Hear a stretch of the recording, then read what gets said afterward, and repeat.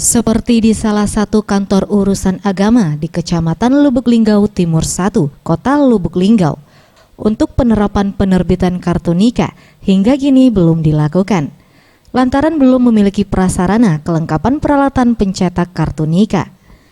Meskipun kartu nikah belum bisa diterbitkan, namun saat ini Kementerian Agama sudah menerapkan aplikasi Sistem Informasi Manajemen Nikah atau SIMK, yang merupakan data nikah yang sudah terintegrasi dengan Sistem Informasi Administrasi Kependudukan atau SIAK Kementerian Dalam Negeri. Dengan keberadaan terbitnya kartu nikah ini, diharapkan akan mempermudah masyarakat dalam menghadapi berbagai kondisi, seperti berdirinya hotel-hotel berlabel syariah. Belum, karena itu kan kalau sistemnya itu sudah ada sebenarnya, tapi kan terbatas. Kami baru contoh tuh kemarin baru dari Kecamatan Linggau Utara 2 ya, karena dia pakai print khusus kan.